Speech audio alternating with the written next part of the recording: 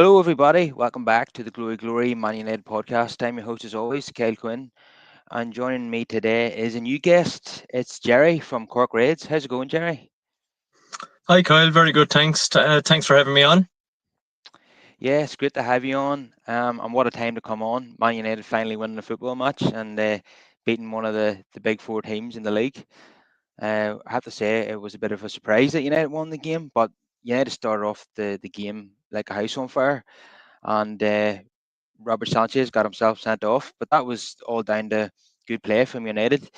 Root one ball from Bayendier, which he seems to be good at, something that he's good at anyway.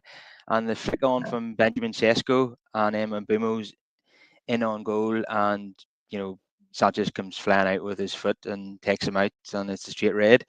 And United get two quick goals really, and I'm thinking, God, United could end up winning this, 3 or 4, a comfortable win. But no, it never works out that way with Manchester United. Casemiro gets himself sent off. When he got the first booking, we were calling for him, for Amram to substitute him, and especially when he scored, I was thinking that's a great way to take him off because he's always a risk for a yellow card. We've seen him get 2 yellows before in the United shirt, and Amram didn't take him off. It seemed as if the manager was going to wait till at least half time, but unfortunately, Casemiro got sent off right on the stroke of half time. So it brought it back to Yeah. 10v10, and then it was just a terrible second half, really. Mostly United defended, and Chelsea trying to defend a goal, which they got with 10 minutes to go. Amram took off Maguire, and Amram acknowledged uh, in his Friday press conference that Chelsea are quite good from crosses. So it was really strange decision to take off Maguire with 10 minutes to go, and then Chelsea score from a cross. So we held on then for the victory, though, which is great. So how did you see it, Jerry? Yeah. First of all, it was a relief to get to victory. After kind of an indifferent start to the season, it was really important that we got a win. And against Chelsea as well. It's a little bit of a scalp, I suppose, to beat a top side. I know they're officially the world champions at the moment, but to be honest, that doesn't mean a whole lot. Like, it's just a title. But it was massive to get the win. We had to dig in a little bit towards the end of the game. Once Chelsea scored, it was kind of squeaky bum time, as Fergie used to say. But no, I thought we started well, like a house on fire. Really, really strong attacking play right from the off. And the red card then just obviously changed the game. So we were well on top then, right up until Casemiro got a really stupid red card. He should have been careful. When you're on a booking like that, it's always a risk, to leave him on the pitch first of all. But I could see Amarim's thinking he might have left it till half time and then had a word with him and maybe brought him off. But unfortunately, right on the stroke of half time, he got himself sent off, and that brought Chelsea back into it a little bit. Gave them a foothold. A little bit disappointed that we kind of backed off a little bit. Our midfield kind of got, I suppose, outplayed in the second half. Chelsea kind of got a real foothold in the game. So it would have been nice if we kind of matched them a little bit better, and created a little bit more going forward. I thought when Cunha came on, he gave us a bit of impetus. But no, overall, I'm happy with the win and relieved to get the 3 points.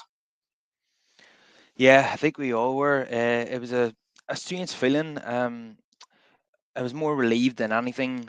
I wasn't coming away from this thinking this is a massive turning point for Ruben Amorim United. I'm still not convinced that we would beat most teams in the league if it's 11v11 on the pitch. Because remember, we got both our goals when they were down to 10, and when it was leveled up at 10 players each, the only team that scored was Chelsea. So it'd be interesting to see if we can, when it's 11v11 against Brentford. Do Yeah, how, that's the thing. It's sorry. Like, I suppose Brentford is going to be a different kettle of fish because they're so physical as well. Like, Yeah, without a doubt. Although it helps that we've got their best player in Mbumo. yeah, We've been notoriously struggled against Brentford in recent seasons, um, especially away from home. We all remember the 4-0 under Ten Hag. So it'd be nice to go there and win for a change. I don't think we've won there since the very first time we played them there when Ronaldo was at United.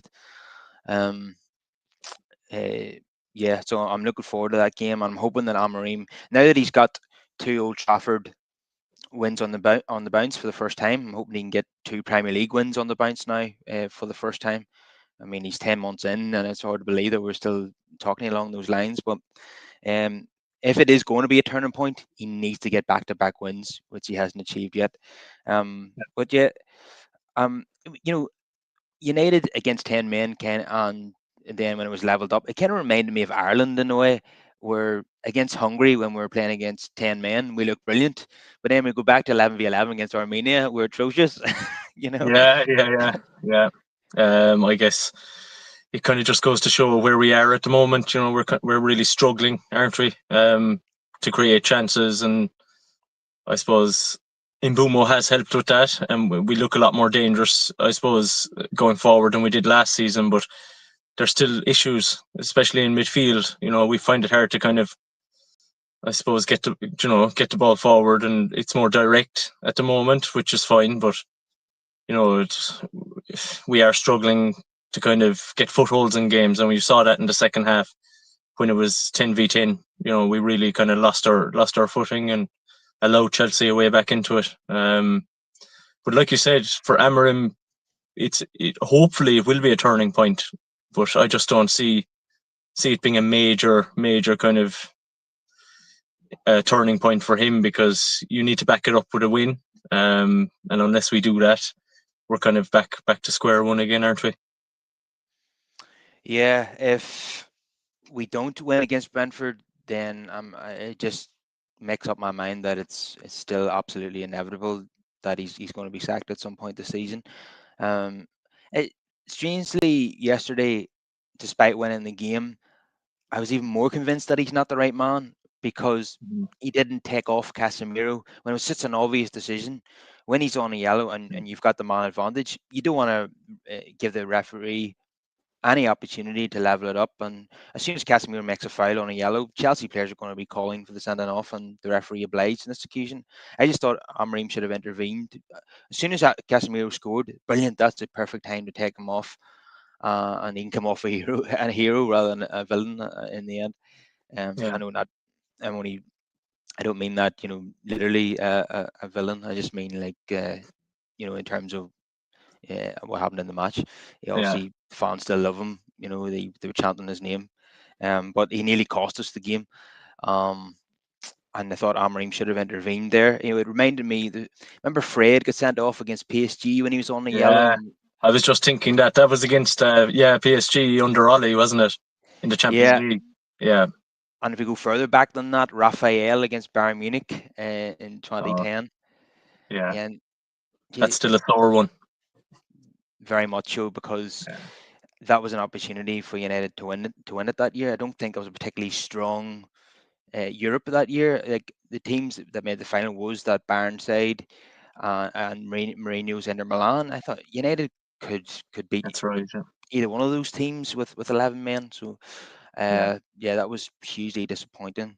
We went 3-0 up in that game too, and then Bayern got two goals and then the one on away goals. But yeah, for me, whenever you've got a player, especially a defensive midfielder or a defender, and he's on a yellow and he's got history of getting sent off, Yeah. just take him off. I So it's think that was disappointing. like his was that like his fourth or fifth red card? Definitely fourth, I'd say. Yeah, I've seen at United. Yeah, I think it's Yeah. four. Yeah, Because yeah, you're there was the one definitely. against Crystal Palace. Remember when he grabbed Hughes, Will Hughes? Yeah, yeah. I'm not even.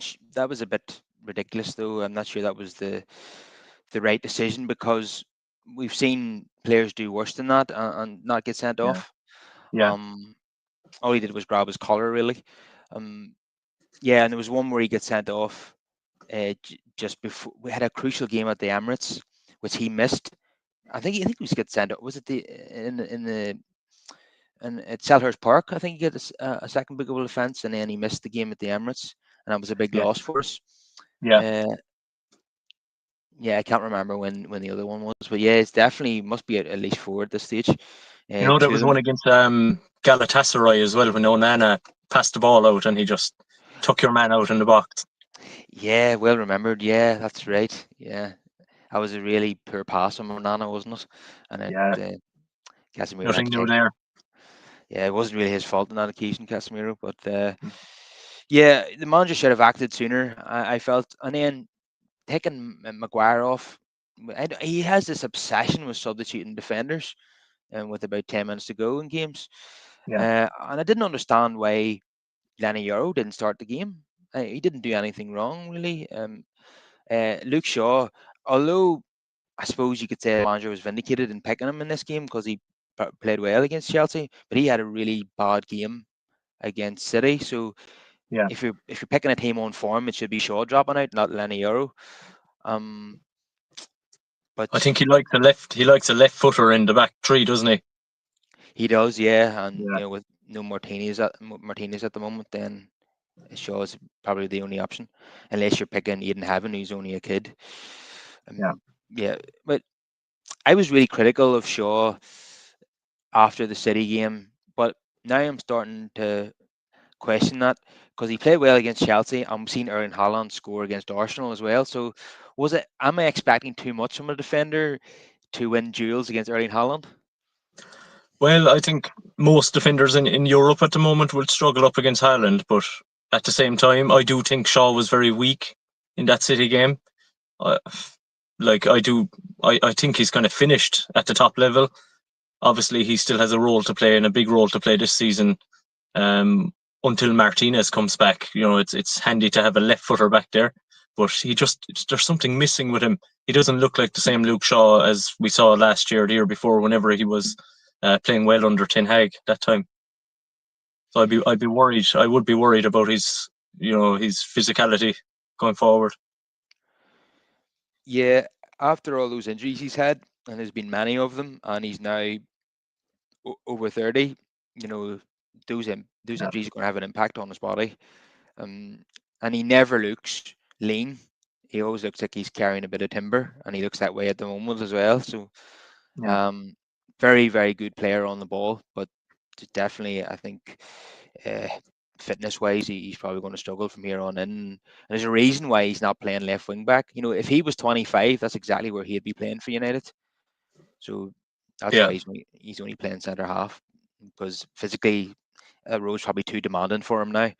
Um, but yeah, I think Martinez will walk straight back into the team whenever he's fit and ready again. United are being careful with that one because look, he yeah, himself has had a few injuries, and I'm hoping he's still going to be the same player when he comes back. Um, yeah. in that December January period for United, Martinez was just like he's a defender, yet he was playing a crucial role in so many goals. Scoring against Liverpool, assisting the winner against City, assisting the winner against Rangers, scoring against Fulham, and this is all in the space of about 8 weeks. So yeah, Hmm. he's absolutely massive for United. He's like a quarterback with his passing range. So I'm looking Class, forward yeah. to class player. Yeah, looking Mm, forward to him coming back. So yesterday it was a captain's performance on Bruno Fernandes on his 200th Premier League appearance, and he got his 100th United goal. Um, it must be the tightest offside decision that I've ever seen. I fully yeah, expected it to be ruled out, but it wasn't. They used the semi-automated offside software, and thankfully it was given.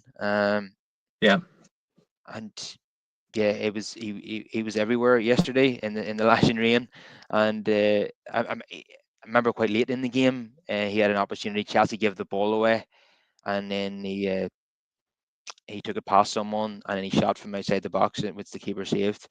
But yeah, he was. eh, Amram had a wee cheeky comment after the game saying that Bruno scored when he was playing midfield, and he says, "Oh, I'm only joking." But obviously, there was something in that because he's a lot of the journalists have been asking questions as to why Bruno's playing deep when obviously his favourite position is number 10. But yesterday was one of those games where we seen the very best of Bruno, and he was playing in a deeper position. yeah. He was very important yesterday, and I was delighted for him on his 200 appearance to get his 100 goal. Um, Absolutely the best post Fergie signing we've done. Really, like he's been so important to us under so many different managers, like from Ollie through to Ten Hag and now with Amorim as well. He's just a real proper captain for us. And I know people try and compare him to the past captains like Roy Keane and Brian Robson, but he's a different sort of leader. Um, Sometimes you don't have to lead in the sort of physical, aggressive way. You can lead by example as well, and he definitely does that at times. He drags us out with his skill and his creativity on the pitch.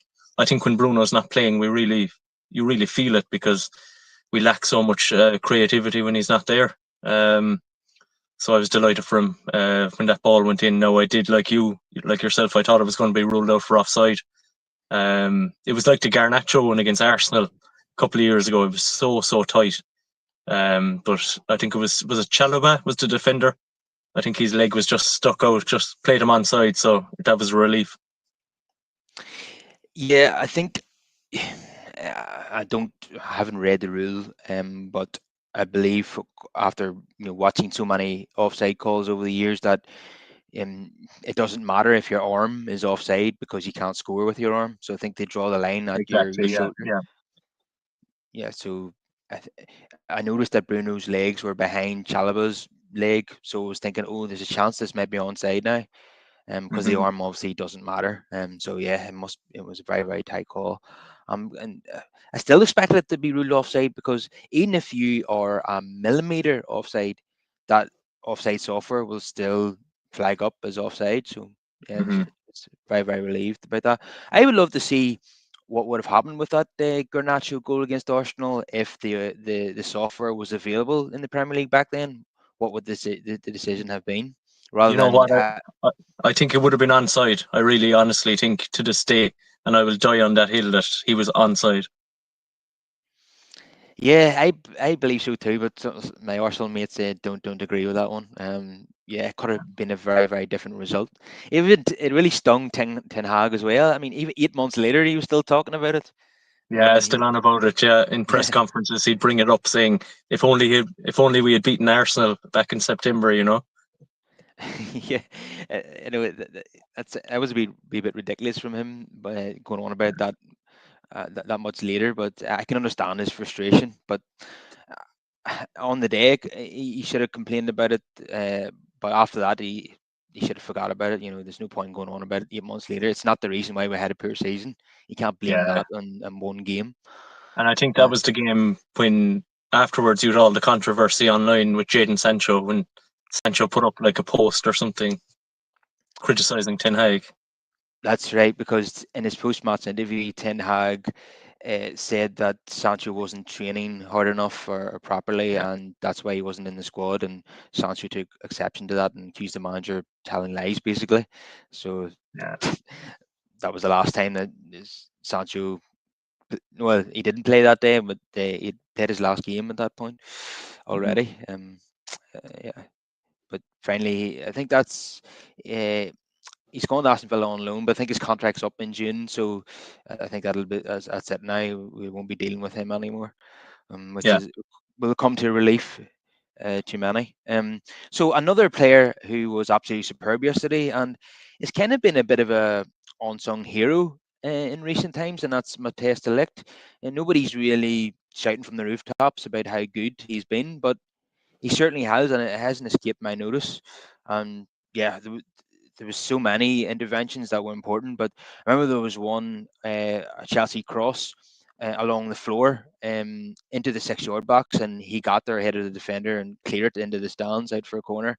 Mm-hmm. Um, you could easily score an own goal when you're facing your own net.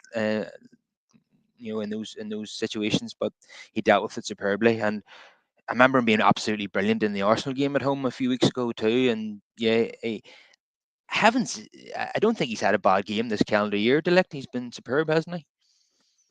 He's been excellent, yeah, and I'm actually so happy for him because he's had a lot of issues with injuries in the last couple of years, especially during his time at Bayern Munich. Um, so it's kind of nice to see him maybe fulfilling his potential now.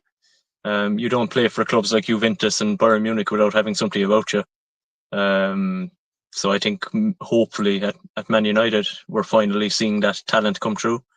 Like I said, he had injury and form issues at Juventus, and I kind of carried into his Bayern career as well, and maybe that's why they sold him on, thinking, are we going to see the best of this guy at all? But hopefully that's Man United's gain, because he's been brilliant. Obviously, it took him a few months to settle in, because I do think everyone's entitled to a few months in the Premiership to to get settled in and acclimatise to English football. But he's a great talent, and he might even be a future captain as well. He's got all the characteristics and leadership to maybe take on that role once Bruno moves on. So I'm really happy for Delict. Delighted he's doing well. Yeah, I would go along with that. I mean, he captained Ajax when he was 18, and he was instrumental in that team that nearly got to the Champions League final about 6 years ago. And Yeah, then I think at Juve, he was brought in to replace Benucci and Chiellini, who were coming towards the end of their careers. And maybe they were expecting a yeah, bit too much from him because they're absolutely spoilt when it comes yeah. to He was only defenders. he was only a teenager. I think he was only a teenager at the time. He was a young guy anyway. Yeah, he was 19 when he went there. Yeah, Uh, so he wouldn't have been the finished article at that point. Maybe they were expecting too much from him, and then they sold him to Bayern, and um, it wasn't that he was bad at Bayern. Obviously, you mentioned the injuries, but he obviously must have been good because it was 60,000 Bayern fans signed a petition asking the club to keep him rather than sell him. So 60,000, that's the bulk of their home fan base there in the Allianz Arena, calling for him yeah, to stay. So he must be doing something right if that many fans want him to stay. So I think it was more a financial decision, Bayern getting rid of him. They wanted to obviously balance the books because they were looking to yeah. bring people in. And they sold Mazrahi at the same time. He's been another bargain for United. You said earlier that Bruno Fernandes has been the best signing of the post-Ferguson era, and that's absolutely true. But probably the best value for money of the post-Ferguson era has got to be Mazrahi, hasn't it? Yeah, Mazraoui's been an absolute bargain. He's been class, hasn't he, so far? And very versatile. He can slot into a back three, or he can play wing back, or if you wanted to switch formation, which I don't think Amarim will do, you could play him as a more conventional right back or left back as well. Um, he's just so silky on the ball, and he rarely loses possession. So the one thing he's lacking, all right, is like a little bit more in the attacking third. But other than that, he's a top player. Do you remember the game against Fenerbahce where Ten Hag played him as a number 10? Where did that come from? Yeah, that was crazy. Yeah, I couldn't believe the team sheet when the team sheet came out. I was like, surely Mazraoui can't be playing in a number 10. Like, Well, he wasn't actually that bad. He was decent in that game. yeah, Yeah, he's even more versatile than John O'Shea and Phil Neville. Um, yeah. um, But you need players like that, don't you? In any squad, you need players that can fill in utility roles. definitely, and we've always had utility men in our squads, and yeah, there's I mean, Darren Fletcher, I suppose, was maybe one of those, and Ji-sung Park, and yeah, obviously I mentioned O'Shea and Phil Neville. Yeah, there was many of them, and Mazrahi's definitely the one at the minute. Um, yeah, he had another very very solid performance. Yeah, he just he probably would be better at a number 10 than he would be at wing back because yeah, he he's he's decent on the ball, but he's not particularly he's not massively quick, and I wouldn't say his crossing is one of his skills. So I don't think being a wing back really suits him. He's a very very solid defender, and Mm-hmm. he's decent on the ball in I would say in central areas, but yeah, I wouldn't have him as a wing back, but it's not really much of a choice at the moment. Um, I don't think Ahmad. You're wasting Ahmad Diallo out there, in my opinion. And he's had a very, very poor start to the season, and playing him out there is one of the reasons. I know he's been back as a 10, as a left 10 in the last two games. Again, I don't think that's particularly suits him either. I think the problem is when Bumo and Ahmad want to occupy the same role, and only one of them can play in that role as Yeah. sort of the right 10. Um, yeah, and Dahl was obviously injured at the moment, so yeah, Mazrahi is the obvious choice there in that position, but it's not ideal. And Dorgu is someone I want to talk about. Uh, Yeah, he got an assist yesterday for the Bruno Fernandes goal. Yeah, he headed into a good area, but his crossing for me, he really needs to work on that. I remember all those years ago, Peter Schmeichel complaining about Gary Neville's crossing, and Neville really had to work on that in the training ground and improved it massively. I think that's what Dorgu needs to do right now. Um, he's very strong, he's very quick, he's a good defender, but his final ball, when it's not as if he's a left back, we were relying on him to provide crosses for the striker, and Yeah, his crosses are 80% of them are just not good enough. So it's something he really needs to work on, Jerry. definitely. Yeah, he's very erratic when it comes to putting the ball in, but like you say, he's a young lad. Like he's only 20, so you'd be hoping he can work on that and improve going forward. Like you say, he's the main attacking threat down that left hand flank, which is a lot of pressure on young shoulders too. Um, when if you play football yourself, when you put in one bad ball, it might affect your confidence then for the whole game going forward. So I just hope maybe with getting an assist yesterday, he can feel like he can kick on now and that he can make that left wing back role his own and improve. But at the moment, start of the season and last season as well, when he came in, he was very erratic and very up and down. But I guess you'd expect that from a young player. Um, so hopefully there's scope to improve and make that role his own. I had a conversation with yourself last week, I think, about Nuno Mendes. We were linked with him back in January. And I remember seeing a comment from Laurie Whitwell on the Athletic that we were very interested in him, but maybe it was something we might push out for a couple of months down to the summertime. But we ended up going for Dorgo instead. I'd say financially it was a better deal to do at the time. I'd say it would have been very hard to get Mendes out of PSG, and his decision to stay was vindicated because they went on and won the Champions League. Yeah, if we can get ourselves back into the Champions League, then maybe we can revisit that one and then test the water and see, especially if Amram's still at the club, because obviously they work together at Sporting Lisbon. But even if he's not, I was still, yeah. Every time I watch Nuno Mendes, I'm impressed. He is a class player. He's He's class, yeah. he's at the level of Alfonso Davies. I remember when he broke onto the scene, he was just Yeah, amazing. Uh, yeah, and that's the quality that you want a left wing back. And there's yeah, very few players are that that are specialists in that area, and they're them two are definitely two of them. Dorgu, that's not really, he wasn't playing as a left wing back for Lecce even. So this is still a new role for him, and he, as you yeah, say, he's a very young lad. It's very unfair for him to come into a club the size of Man United, where you're expected to win every game and there's huge pressure on you when you're still yeah. developing as a young player. It's And probably would have been better to have him behind a more established left back, or left wing back, and have him come on as sub or start the odd game here and there. Probably would have been yeah, better for his development. yeah, exactly the same as Hoyland, and that's why it didn't work out for him, because too much was expected of him.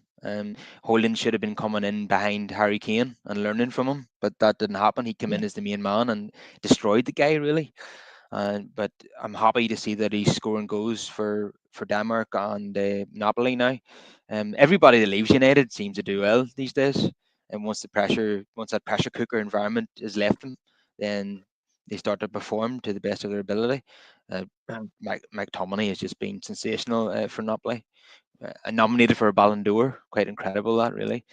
Um, and yeah, so many players just apparently, even speaking to older United fans, they said that even in the 80s there'd be players that come to Old Trafford with big reputations and they just wouldn't do it, like Gary Birtles or Alan Brazil and players like that. They just freeze under the pressure of playing for United. and Um, even if you go back to my early days supporting United, we signed Juan Sebastian Veron, who was a world class footballer, and he did well, but it didn't quite work out the way we would have hoped as well. yeah, it was about. I think it was 11 when he signed, and it was 13 when he left, and I think I think, yeah, I was the exact same, so we must be similar age. same age. Yeah, it must be. Yeah, I I remember him being really good in certain games. I think consistency was the problem. But when you see his highlight reel for all the goals and free kicks and all he scored, you're thinking he was a bad player. It doesn't look that way to me. Yeah, I Yeah, think consistency, I just think was the issue. But he had some brilliant moments. I suppose another player that was like that was Nani. He had so many brilliant moments, but his consistency was his problem. yeah. Uh, And of course, the standards were so high at Man United back then. It's mm, not like nowadays where you have one good game and you're probably put up on a pedestal. But back then, the standards were just so high at United. It was very hard to keep it going week in, week out. yeah, you see now if a player had a 8 out of 10 match once every 3 or 4 matches, he'd be seen as absolutely the best player in the team. Where if Yeah, you did that back then, you'd be dropped. yeah, That just wouldn't be good enough. Yeah, this I hate when standards drop. After that win against Chelsea, um, like we've talked about, I'm just relieved more than anything. I'm not getting carried away. I think we only won because Sanchez got sent off, and I'm still fearing this Brentford game. I'm not confident about that at all. Whereas some fans are like, come on, cheer up, okay? We've won. We got 3 points. You need to celebrate here." No, I just don't. I just don't feel that way. I feel as if a turning point has not been reached. If we get back to back wins, then I might feel a wee bit more happier. If we beat Brentford away from home and then we get 3 points at home to Sunderland, then I might start to change my mind. But until then, I'm going to remain cautious. yeah. I think it goes back to not getting back-to-back wins under Amarim so far in the Premier League. So, until we do that and get a bit of a run together, momentum then breeds confidence, and I think that confidence spreads into the fans and the supporters base as well. So you need something to kind of latch onto, because at the moment, when we win a game, we go on to lose a game, and it's just win, lose, draw. It's very hard to kind of be optimistic with that sort of form. So hopefully, like you say, now we can beat Brentford. Brentford have had a mixed start to the season. I think they're really missing Imbumo and Thomas Frank as well. And I think they lost Wissa as well to Newcastle. Yep, So I think we can go there and win. I don't think, like, they are a physical side. They drew two each with someone the other week. There was it Chelsea. Chelsea? Yeah, so they can still pull out the odd result at home. So it's going to be a difficult game. But I'd be more optimistic now without Thomas Frank there than I would have been. So hopefully we can get the win. Yeah, and Keith Andrews is a very inexperienced manager. In fact, this is his first managerial job, I think. Um, and they've lost key players, as you say. And last night, Brentford, at one stage they were 4-1 down to Fulham, but I think Fulham's fourth goal was then ruled out by VAR.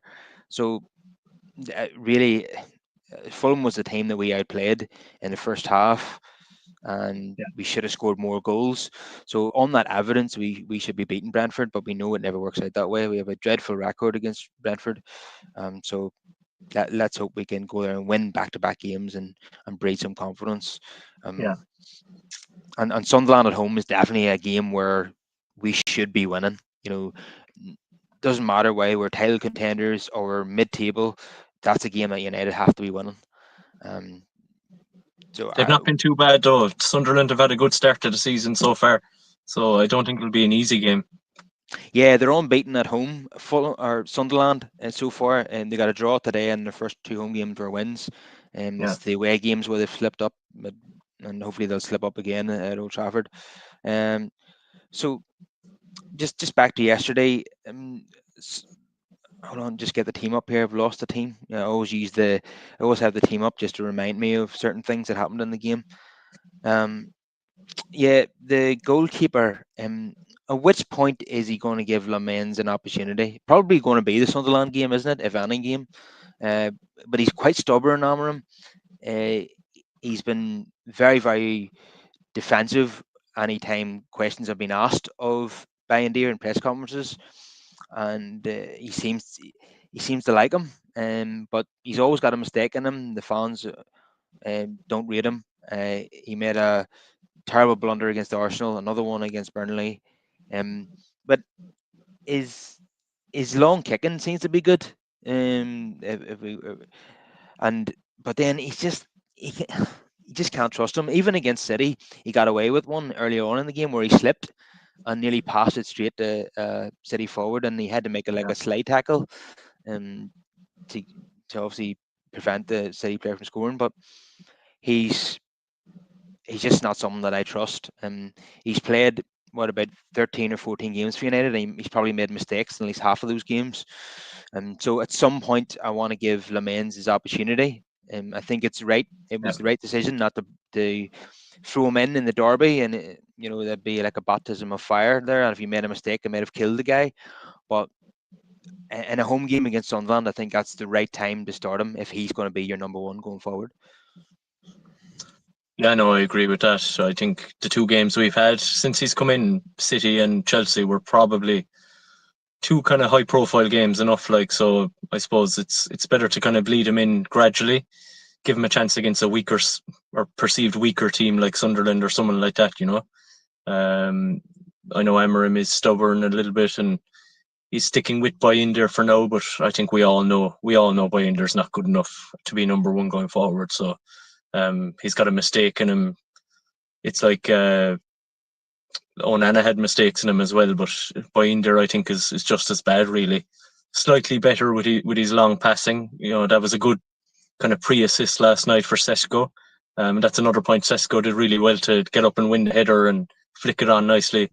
Um, and that resulted, of course, in the red card. But yeah, that's about the only thing Binder can do really is the long kicking and long passing. His command of his area, especially at set pieces, is just non-existent, and you're a nervous wreck watching the games. Every time a corner comes in, you're like, "Oh Jesus, this is going to be a goal here!" Like, and that's not good at United and at the level we want to be at. You need a commanding goalkeeper, and we've been blessed down the years to have like the Schmeichel and Van der Sar and even De Gea. I know he wasn't the best on corners, but he was a lot better than what we have now. So I really want to see Lamens get the chance to impress in the coming games, and hopefully he can cement his place as number one and show us that he is a good goalkeeper and show us why we took a risk on him. Yeah, based on the stats and what I've seen from him, he looks like he could be another De Gea. But obviously, I'm eager now to see that in action. But yeah, you just reminded me there. Bayern Deer actually came for a corner last night and got a fist on it and got the ball well down the field. Punch, yeah, yeah. Yeah, that was very unusual. The fact that he I, even remembered it just shows you how unusual it is. I think it was a Because one-off, Kyle. definitely, because in those early games of the season, how many times was he coming out and flapping at corners, and there was strikers standing on top of him, and he couldn't get round the striker, and he ended up. I think there was a corner that we were defending against Fulham, and he ended up on the floor when the ball Yeah, arrived. You're like, oh, this is just God, yeah. But did you see his post-match interview last night? buying deer. Yeah, No, I didn't see that. he kind of tried to give an explanation as to why he struggles on corners. He was like, I don't know who was interviewing him, probably MUTV or someone like that, but he was like, when there's a striker standing on top of you, it's very hard to kind of move or get to the ball. But like he should be doing better at corners. You can't justify punching one into your own net. Yeah, I mean, you have to be stronger. You can't be bullied or intimidated that much by an opposition striker. I mean, maybe just physically he's just not up to it. I mean, there's no way that any striker was going to intimidate Schmeichel or Van der Sar like that. No, Just ain't going to happen. Yeah, i- at some point the number one position needs to be handed over to Lamens, and it's just a case of when rather than if, unless you Amram's know just what going to be. it reminds. Yeah, sorry, sorry for interrupting. It reminds me of remember we had Roy Carroll and Tim Howard vying for number one back all those years ago. Yeah. Although I'm hoping that Lamens is going to be of a higher standard than Roy Carroll and Tim Howard. But yeah, Definitely. um, yeah, I think Onana and Bandier are more comparable to them too. Although, to be honest, I don't think Tim Howard. Again, we come back to the standards. Tim Howard and Roy Carroll probably only made a mistake every now and again, but the standards were so high that was unacceptable. Whereas Yeah, the frequency of Onana and Bayandier's mistakes is absolutely unbelievable. it's every Yeah, other week. yeah, it is. And yeah, I would say Sunderland is the most likely game where Lemans is going to get his chance. Unless Amram's just going to be ultra stubborn and just play Bayendier the rest of the season. Could you imagine? Oh, Yeah, that would just be, you know, unacceptable. But the manager is quite stubborn. He doesn't change his mind, no matter how much pressure the media and the fans put on him. He ain't going to change his system, and he ain't going to no. change his selections that he makes. Yeah, another frustrating day for Benjamin Sesko. Yes, he got that pre-assist, as you say, but taken off at half time. He was sacrificed because Casemiro got sent off, and the manager decided to bring on Ugarte to shore up the midfield. But I thought playing against 10 men with 11 men, this is a real chance now for Shesko to get his first goal. But it Yeah, just wasn't to be. He hasn't started that many games, to be fair to him. Only that's only his second start, I think, in the Premier League. He got started against Grimsby. Um, but yeah, the service hasn't been up to it. A lot of the crosses are under hit or they're well over his head. I know he's 6'5", but you need to give him a chance. Like, um, he has had the odd chance. He had a header against Grimsby that he didn't quite put into the corner, and the keeper saved it. And then he had that one-on-one against Donnarumma, and his first touch was poor, so he gave Donnarumma a chance. And Donnarumma's absolute man mountain, so if he gets close to you, it's going to be hard to get it over him. And he tried to yeah, chip him, and I think it hit him on the chest. Uh, yeah, he just United need to create more chances for him. As you can see, he's very good at winning flick-ons. Um, uh, I'm glad to see that because Holland there wasn't a particular skill of Holland that. no. So I think Shesko's more of a traditional number nine. We just need to give him the service, don't we? Yeah, definitely. And I know he was sacrificed at halftime yesterday, but I saw signs that he was kind of coming to life a little bit more yesterday. There was one ball into his chest where the ball just stuck to his chest, and he brought it down really well. And he was kind of bringing others into play around him a bit more. But like you said, it would have been nice to see him get his first goal. The longer that goes on, the more scrutiny and pressure he's going to be under, you know. But yeah, hopefully he seems to have all the kind of tools to go on and be a decent striker. So once he gets that first goal pretty soon, let's hope he can kick on and be a good player for United. Yeah, I hope it doesn't go on until Boxing Day the way it did with Hoyland. I know Hoyland he Oh, scored in the Champions no, League, but he didn't score in the league until Boxing Day that season. I hope it doesn't yeah, go on like that because Newcastle fans and Arsenal fans are loving this, because obviously Arsenal were initially interested in him and then went after Gyökeres, and Newcastle were the first team to bid for him in late August and then United came in and took him away from Newcastle, and they are desperate for him to fail, for obvious reasons, and they're just laughing on social media every week that he doesn't score and blaming the player. We know as United fans, it's not 80% of the reason why he's not scoring is because of others, not because of him.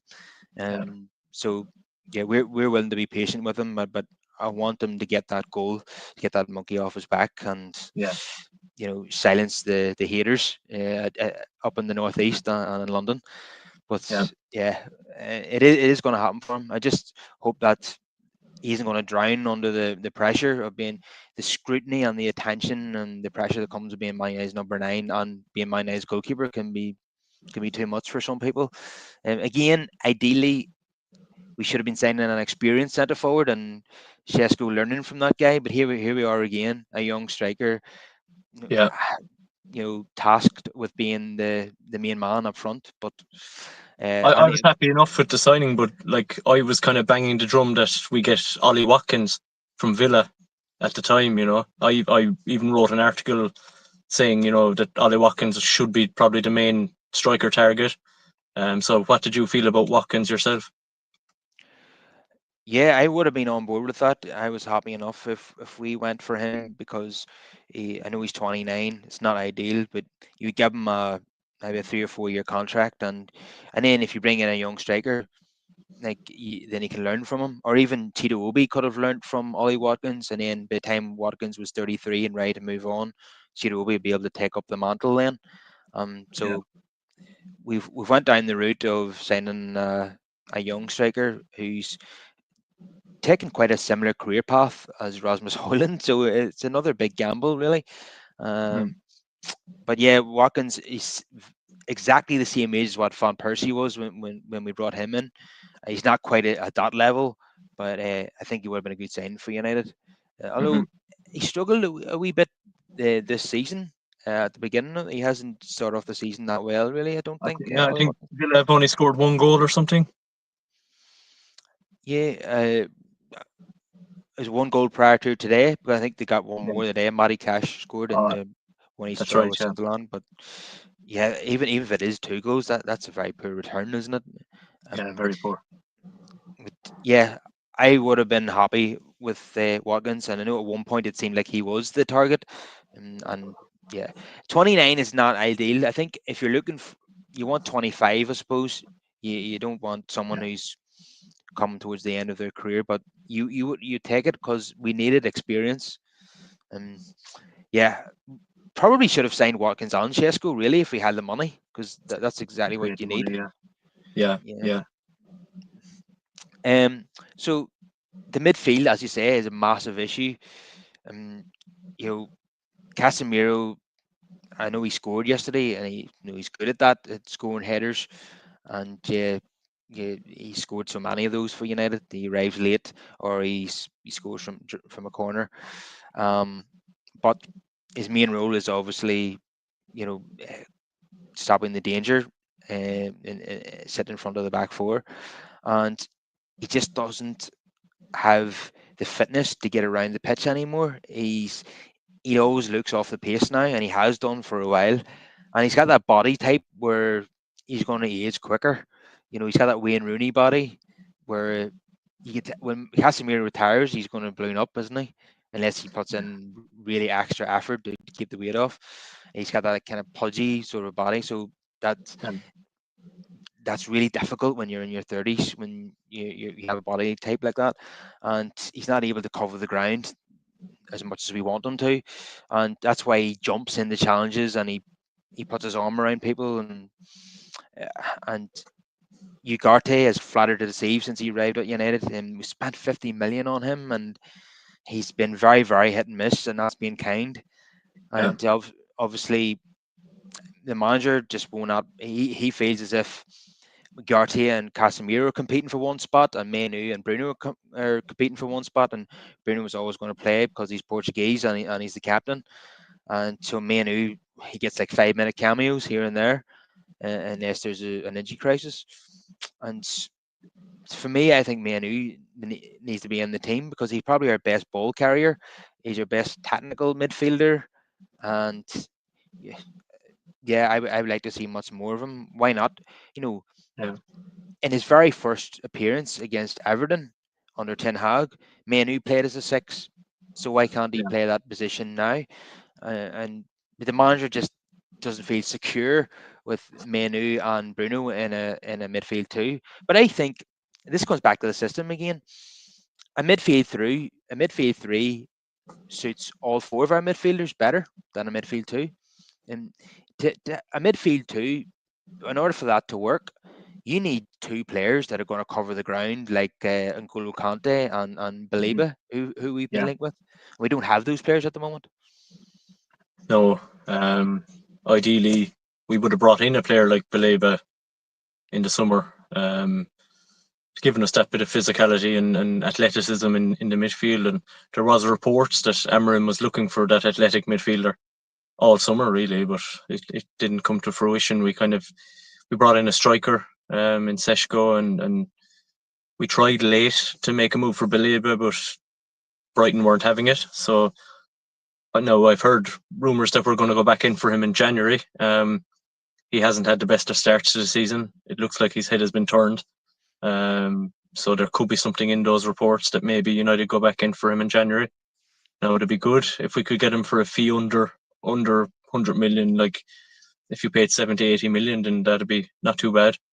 Um, but we do need someone physical in there. Ugarte, I've been disappointed with. I was banging the drum all last year that he would be a really good signing for us, but he just looked really tenacious and physical in the midfield. But just from what I've seen of him playing for Sporting Lisbon in particular, he looked like a really good player, but he just hasn't really translated at United so far, and he looks a bit lost at times. He was never that good on the ball, but I thought maybe he'd be more of a player that would break up the play in there, but he hasn't been great so far. But I'm willing to give him the rest of the season just to see how he pans out. But I reckon he could be sold on. He could be moved on again next summer.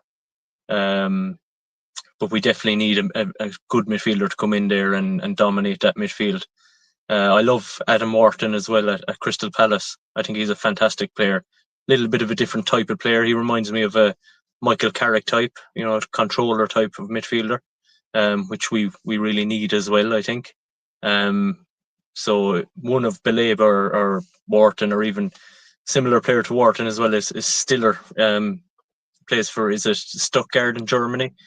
I've kept an eye on him as well. He looks pretty good, technically good on the ball. So I'd be happy with one of those to come in. If I was putting it at priority, I would go for Beleba in terms of his physicality. I think we need that more. Yeah, I feel that midfield has to be the priority area now. Whether it be in January or the summer, I think we need to Yeah, sign two midfielders. So two yeah, of Baleba, Stiller, or Wharton. If we can get two of those players in, it's that'd a be lot of money. absolute. Yeah, yeah. Even if that's our only two signings, then Mm-hmm. so be it. That's what we. Yeah, That's the area we need to strengthen on. yeah, Um, it could end up being 100 million each. Hopefully a wee bit less, but yeah. it, they would be fantastic signings. Yeah, I'll be keeping an eye on Stiller myself this season to see how he's doing. He's a great technical player as well. Um, we haven't really replaced Michael Carrick, have we, since he left? And it must No, be like 2017 or something. Um, and I remember for years and years people said we never replaced Roy Keane, but you're never going to really replace Roy Keane. There's no one else like him. no, That was no, just the impossible job. What Ferguson did instead would just go for a completely different profile of player, and that worked for him. Um, we need to we need to totally rebuild our midfield now. I think one of the Saudi clubs will come back in for Bruno again and test the water, and I wouldn't be surprised if he goes next summer. And then Casemiro's contract is up, and as you say, the Ugarte situation, we'll have to assess that at the end of the season. He could be moved on if he doesn't do well. So there's an opportunity there to totally rebuild the midfield and get two or three in. And a Manu has to be part of our future. There's no way that I would get rid of him just to please the manager, no, because the manager might not be here in a few months' time. So yeah, exactly. if he's good enough to start for England in the final of the Euros against Spain, good enough to score in the FA Cup final for United against City and against Liverpool, and that amazing goal he scored against Wolves, the goal he scored against Leon to rescue us. If he's Yeah, good enough to do that, then he's good enough to play for United, and Amram needs to find a role yeah. for him. But I it think just, he's got a bit of an issue with him physically. Is it like, we know technically he's a fantastic player, and like you said, we've seen him play as a six before when he first broke in under Ten Hag. So I think he can do it. I think Amarin just has a little bit of an issue with his speed, to get around the pitch. But I think he'd be fine. Put him in the midfield and play him. I think Manu is good enough to play for United. yeah, we play a lot of defenders anyway in this system. So, for example, when we're playing at home to Sunderland, there's no reason why he can't partner Manu and Bruno in the midfield. Yeah, Um, because you're playing five defenders in addition to that anyway, so why not? Um, so uh, yeah, we'll do some player ratings then. I'll ask you what you think. What would you give each of them out of 10 then? So by Andir, what do you think? I suppose he helped us to achieve the red card at the start of the game. yeah. I don't know. And I'll give him a 6. I thought he did okay. He didn't do anything wrong really. yeah, and then he obviously, as we mentioned, he came off his line and punched the ball clear from a corner, which was an achievement for him. But if we're going to mark him down, I would say the. Do you remember the the cross that came in late on and he palmed it? It was a very difficult cross to deal with. Oh This, yeah, yeah, yeah, yeah. It came right out of the 6 yard box again. Yeah, into danger. yeah, he palmed it right into danger, and thankfully the shot was blocked and then cleared. And Thankfully. yeah, I know it was a difficult cross to deal with, but yeah, you can't be palming it into the danger area like that. That was very, very risky, and that could have been two each. So yeah, I think a six is about right. So yeah, Delict, what do you think? Delict was solid. I think he'd get an 8 out of 10. I think he was very good. You know, he didn't put a foot wrong. Defended when he had to, and he actually burst forward a few times as well. And started off attacks. Good on the ball last night. So I give him an 8. Yeah, I would definitely agree with that. He's probably alongside Bruno, United's best player. So Harry Maguire. Yeah, it's similar to Delict really. I'd say he wasn't as impressive as Delict, and he got subbed off as well. So I'd be generous and give him a 7. Yeah, I think that's about right. Luke Shaw, definite improvement on last week. Yeah, and Luke Shaw got the assist as well. So just for the assist last night and the improvement in performance, I'm going to give Luke Shaw a 7 as well.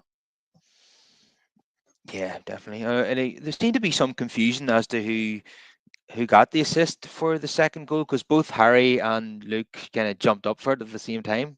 Who Yeah, got? it kind of looked like Luke got more of a head on it, but it's hard to know. Yeah.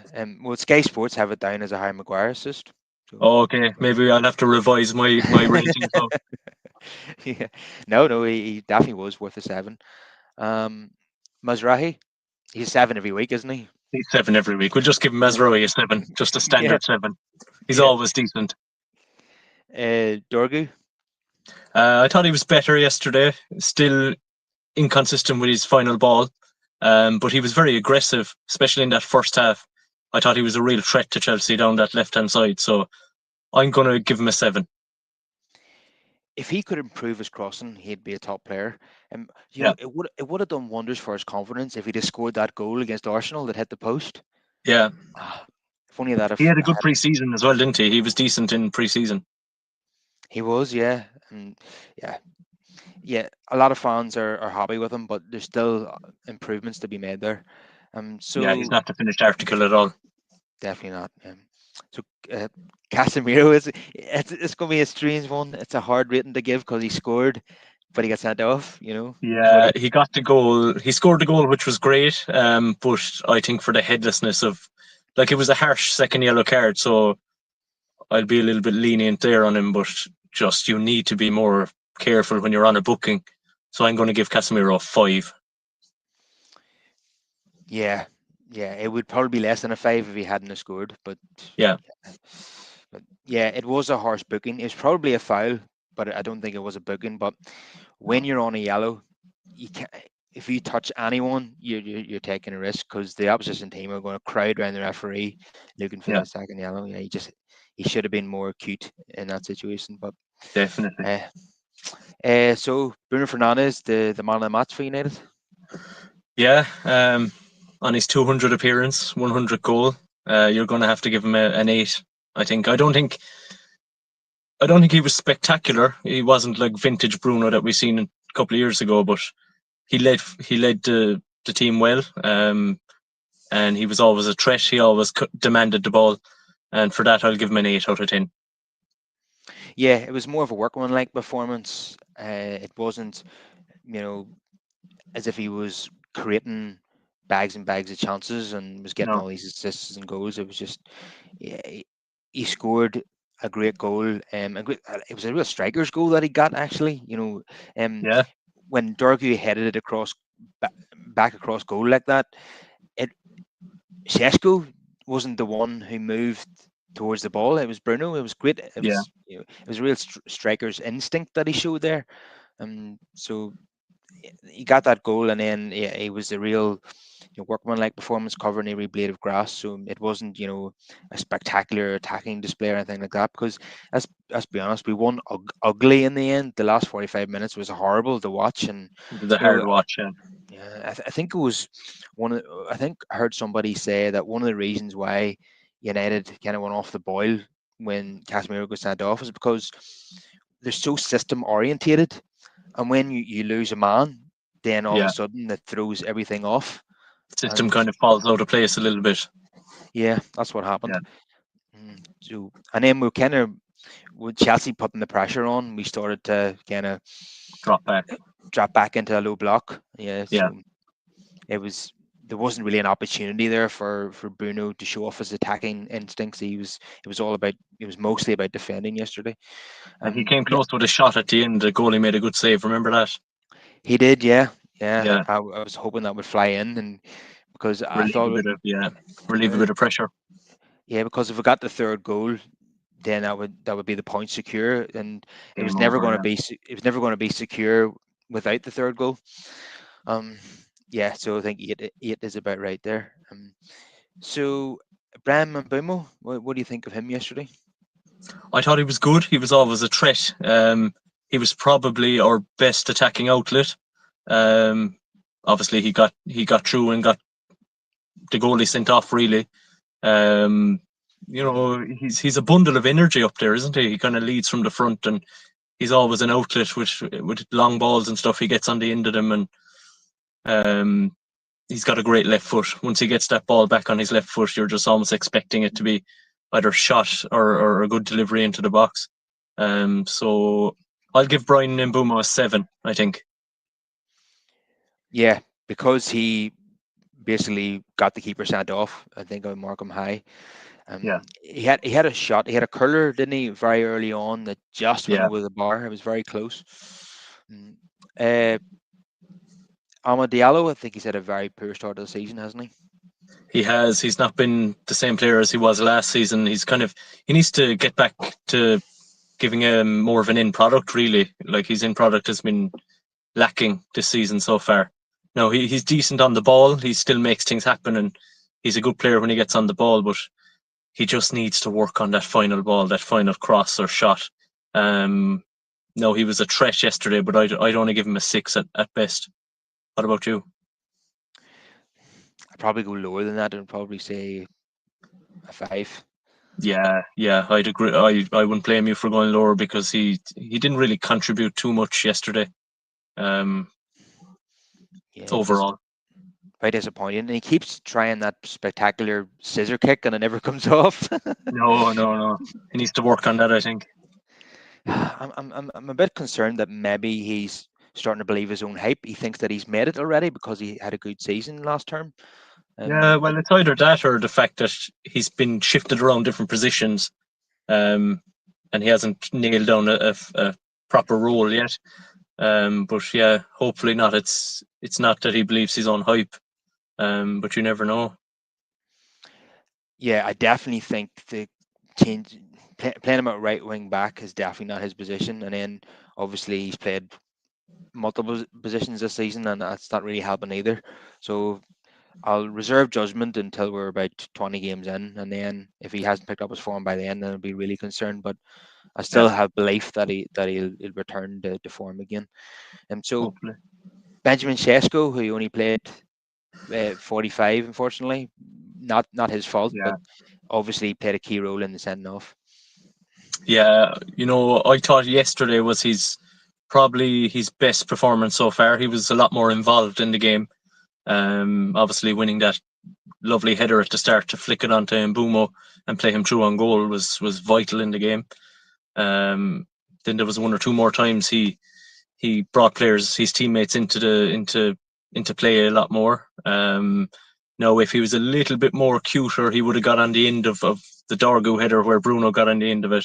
Um, just needs to maybe get up to speed a little bit more and anticipate the next move, and I think then he'll start to score goals hopefully. But I'm going to give him a 6, I think, and that's just being a little bit generous because I thought he was improved yesterday.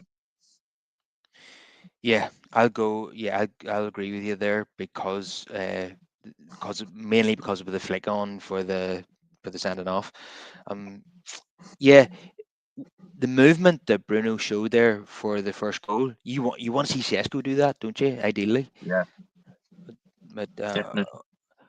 hopefully he will see some of that from him in the future. But you mentioned there earlier about him taking the ball down on his chest and holding it on his chest. Remember, that's what Fellaini used to do. Fellaini was absolutely brilliant at doing that. I mean, Yeah, if Shesko has that in his locker, that would be perfect.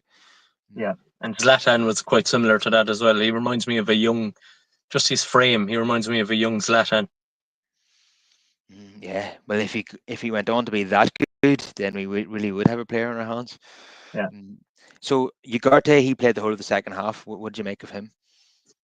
he was okay. He didn't do anything wrong. I suppose he held his own last night without being spectacular. So I'll give him a 5.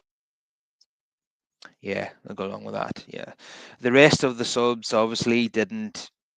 They only had cameo appearances really, and Yeah, it was mostly just United defending, so they weren't able to really show what they could do. You like some Kuna and Mount and yeah. Lenny Euro come on and Manu very late on. It's So nice to have. It's nice to have Cunha back, isn't it? He's a good player.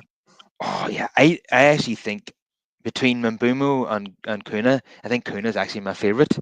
Yeah, He's just a joy to watch. You know, when he receives the ball with his back to goal, he can just he just turns his man and leaves him for dead, and then he's hmm, running into space at speed. I just love watching him when he's at full flight like that. yeah, So many times he's hit the woodwork for United, hasn't he? And had shots saved by yeah. the goalkeeper. You just want to see him get that first goal as well. He's been unlucky. Yeah, Yeah, he's come very close on a number of occasions, and obviously, every time we sign someone, how many times over the years have we signed someone? He starts off really well, and he gets injured, and yeah, yeah. It's and just one of those things. it just stunts his momentum. But I thought he would have started yesterday, but no, he's been. I think maybe the manager's been careful because with hamstrings, you can never be too careful. So Yeah, he probably come back into the starting 11 against Brentford and probably take Diallo's place in that left hand position, which he favours. So what about the manager's rating? Obviously, I've been critical of a number of his decisions yesterday in terms of selections and substitutions and lack of substitutions when it came to Casemiro. Uh, yeah. but we did get the win against Chelsea. It's a win against, as you say, the world champions who finished in the top four last season in the Premier League. So it's not to be sniffed at. So you would, yeah, I think I'll give him a 7. You know, we did beat Chelsea at home. You know, you can't. It's not just an ordinary win. Yeah, no, I tend to agree with a 7 as well. It's against a good side, and we got the 3 points, which is the main thing. We held on and defended well enough for the last half an hour, So we really had to dig in there at times, and I think a 7 is fair. He did his job. The only blot you could say was maybe not taking Casemiro off on time, but we'll allow him that because we got the 3 points. But then, if you were defending the manager, you could say that it was reasonable for him to expect Casemiro to stay on the pitch until half time, and Casemiro couldn't manage that, you know. Yeah, And so you could partly blame the player there as well because the manager probably was waiting to half time to take him off, and Casemiro, yeah. yeah, and but Casemiro got a silly second yellow there. Just what was it? 9 minutes were added on, weren't they, at the end of the first half, and then I think seven that at was the the end. yeah that was for the VAR decision. Yeah, so I suppose it extended out the first half quite a bit, and I think there was seven at the end of the second half too. So Yeah, we're biting our fingernails at that point. yeah, definitely. Another thing that really helped us is the fact that Cole Palmer was taken off. I mean, Yeah, it could have been a different result if he had stayed on for the 90 minutes. I mean, yeah, I don't know what happened there. I know he immediately took off Pedro Neto whenever the keeper got sent off and yeah. sacrificed him. But was he sacrificing Palmer as well, or was he injured? You know, I haven't heard anything. I think Palmer is one of those players, like he's really good on the ball, but sometimes you might question his off the ball work. So maybe Maresca wanted to tighten things up a little bit more and sacrifice the luxury players a bit. yeah, I think he went a wee bit too defensive whenever the red card happened. The Chelsea manager, but and then he had to change it again when Casemiro got sent off. He had to bring on more attacking players to Yeah, try and get Chelsea back in the game. So it really was all over the place from a Chelsea point of view. I seen some of their fans on YouTube and on Twitter. They were having complete meltdowns, and all these viral clips, and some of it is obviously acting really, but others are genuinely unhappy with going to Old Trafford and losing. That's the way it is now. Most Premier League teams probably expect to go to Old Trafford now and get a result, and when they yeah. actually get beat, they're absolutely devastated because they fancy their team to go to United and win, and when it But doesn't happen, they're yeah, furious. Chelsea have a poor record at Old Trafford. Actually, they haven't won at Old Trafford since 2013. We usually beat them or draw with them. So That's correct. I It's so long ago since Chelsea won a league game at Old Trafford. Juan Mata scored for Chelsea against United. And yeah, when you consider that he was at United for about 8 seasons, and l- he's been away now about 4 seasons, that's no, maybe it wasn't as long. So when did he sign for United? It was January Mata signed. 2014. Yeah, under David Moyes, wasn't it? Moyes season Yeah, January 2014. 14. Yeah, Yeah, and it feels like he's been away a long time now as well. I think Um, he left the summer when Ten Hag came in. So what was that? 2022. 2022. Yes. Yeah. So he was at United 8 years, 8.5 years. He was at United, and he's been Yeah, away 3 years. And so the last time Chelsea won at Old Trafford, he scored for Chelsea. So that's quite a long period of time now. Mm, crazy. Yeah, especially yeah, when a lot of other teams have been beating us at Old Trafford. mm, So we've been losing to everybody else. it seems like every other record has tumbled in that Yeah. time frame. Do you remember under Moyes, there felt like there was a new record tumbling under David Moyes every single week? Yeah, yeah, and there was some of them tumbled under Ten Hag as well, but there seems to be even more of them under Amarim. I mean, Yeah. that have went, and it's hard to keep up with them. Was it the worst start in 33 years or something? I heard the other week, and I think it feels like I heard that last year as well. It's Yeah, I just think it's since 1992. So that was under Ferguson when we actually won the Premiership for the first time. mm, So that didn't work out too badly. yeah. But we famously signed Eric Cantona in November of that season when you were allowed to bring players in November, and that It's a was the game catalyst changer. then. Yeah. Yeah, massive game changer. Yeah. So, Jerry, it's been an absolute pleasure having you on the show. Thanks very much. Great to be on. Really enjoyed it. Yeah, so did I. And it's great to be talking about a win for a change, isn't it? Yeah, thank God. It's great. It's a relief really to be talking about 3 points. Badly needed. Yeah, and let's get that back to back win now. Was we've really struggled to do that under Amram, to say the least. So let's go to Brentford and get that win. And if we can achieve back to back, then hopefully they can go on maybe a 10 game unbeaten run. But I don't want to get too carried away too soon.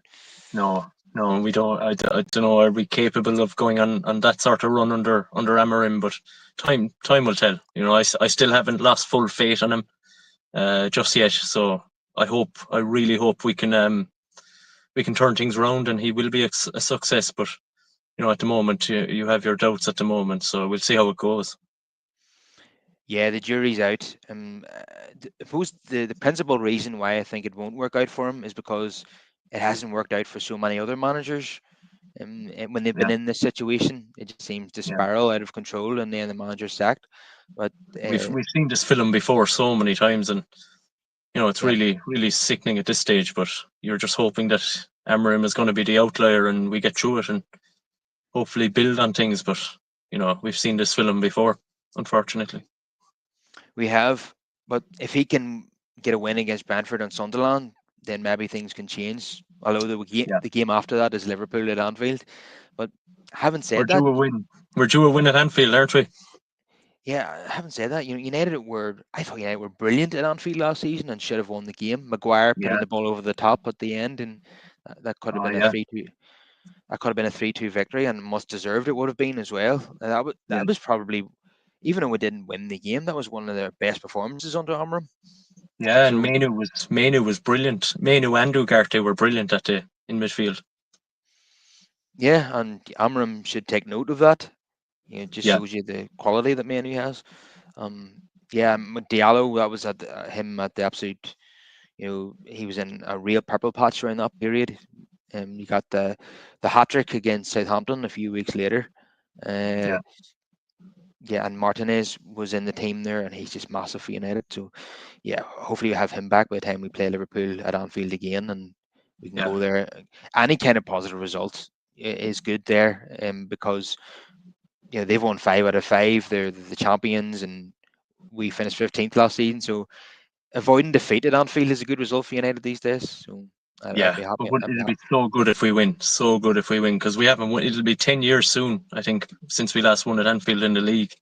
Um, Under so we Van need. Hal, it was. Yeah, Yeah, Rooney scored the winner at Anfield under Van Hal, as he did about 10 years earlier in his first yeah, season at United. yeah, So it would be great to go there and win a game. But let's beat Brentford first, and then we'll yeah. take it from there. Let's get back-to-back wins for the first time under Amram. So see you later then, Jerry. All right, Kyle. Thanks very much, and talk to you soon. Yeah, talk to you soon. Cheers.